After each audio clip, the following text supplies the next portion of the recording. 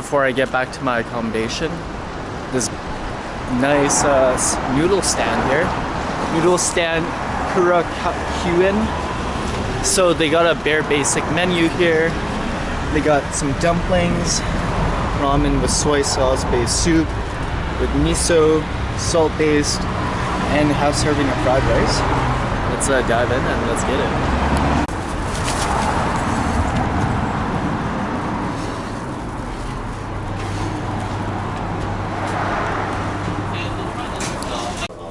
Okay.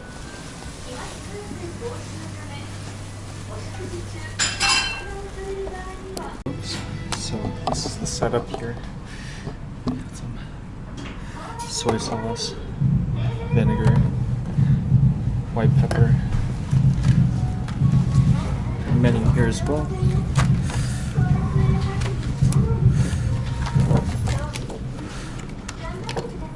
Ooh. Don't know how this works. Stay tuned, folks.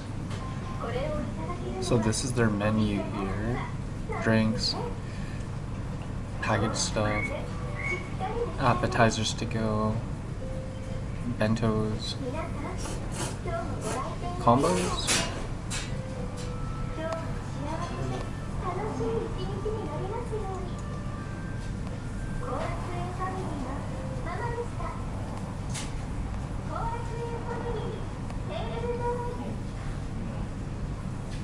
Okay, so let's try to push an order in and let's get it.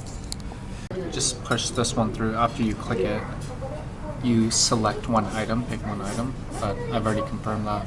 So exit out of this, order, $5.50, place order. Sure.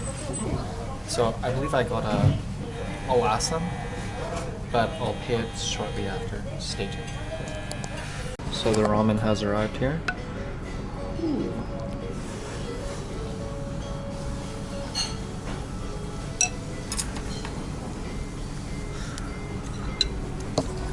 It's absolutely delicious. Oh.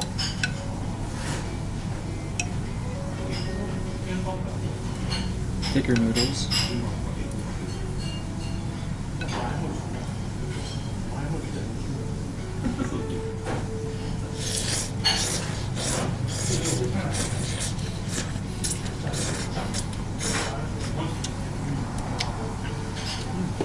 Not bad.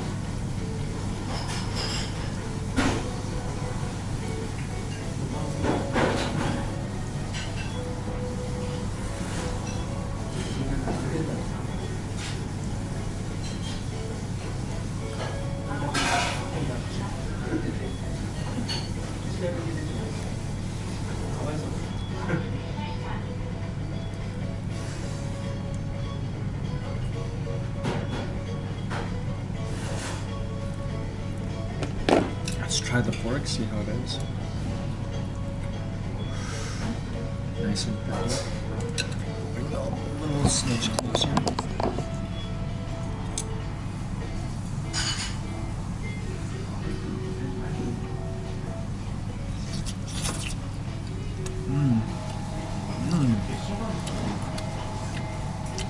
Wow, that pork is really good.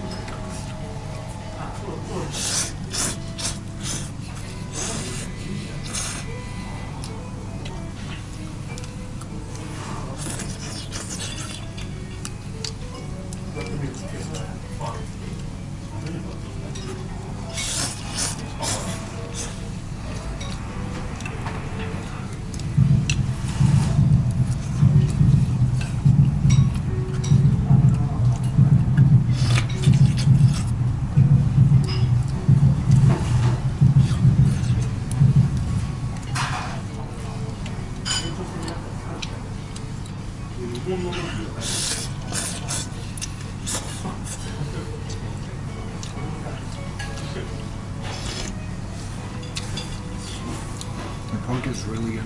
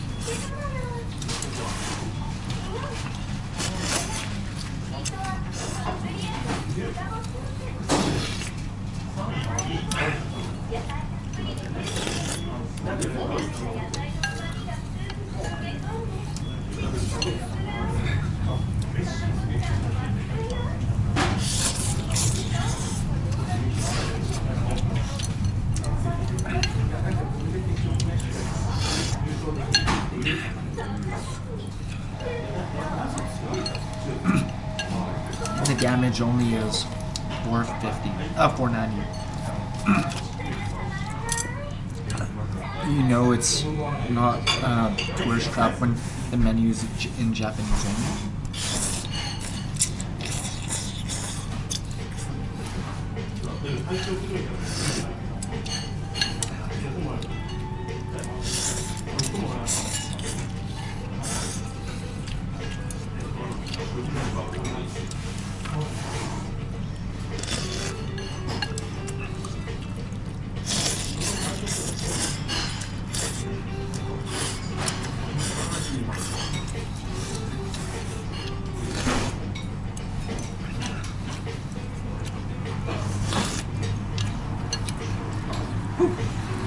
I'll leave it at that because I am actually going to get a donburi, like uni, otoro, chutoro, all that stuff. I need to save some room for that. I will recap my thoughts of the noodle stand, Kourakuen. Be right back.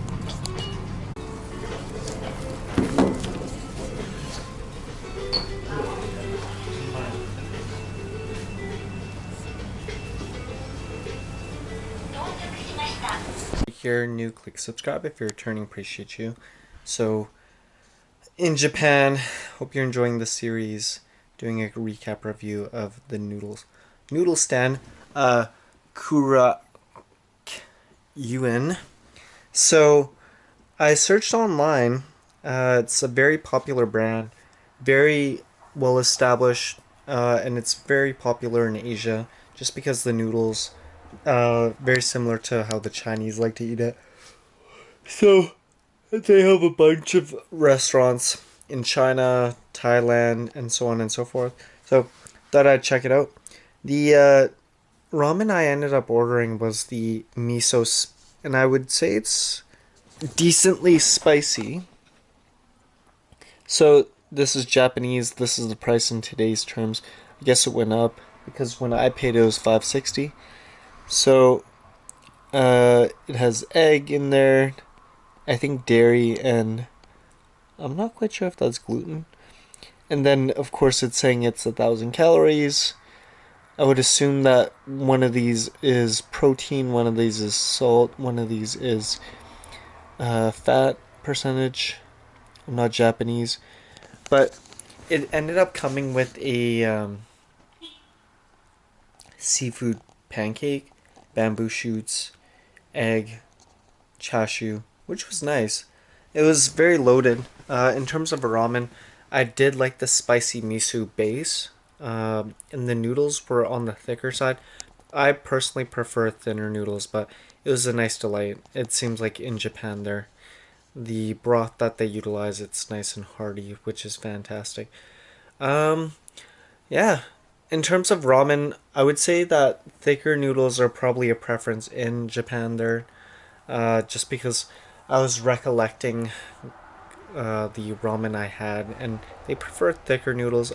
I'm more of a thin noodle kind of ramen person, but it was good to kind of try different variations of ramen. On this trip, I had like a bunch of spicy ones, so that was good. It was cold in December there, not too frigid, but it was still pretty cold. But yeah, noodle stand, Kourakuen Kourakuen, super popular in China apparently, and I just saw like a website. They also have a location in Thailand. Who knows? Maybe they'll get one in Vancouver soon enough. It's a big franchise. But yeah, in terms of that, I would say it's a delightful, very inexpensive ramen. It was 560. Normally the ramens I had, it ranged from like 700 to 1200. So this one was in a populated area. I think it was in Akihbara there. So it was nice to get a treat where the ramen was below 700 there. That's translating to, I want to say, 5 6 bucks. I remember back when like I had a Japanese friend and they said that ramen in Vancouver it's like $15 to $17, which is kind of expensive.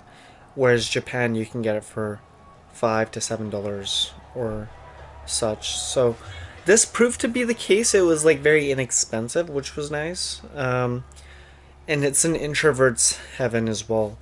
When you go through that sliding door, automatic door, you're greeted by the host. They seat you down, and it's segmented into cube cubbies. It's not like too compressed there, so it's nice.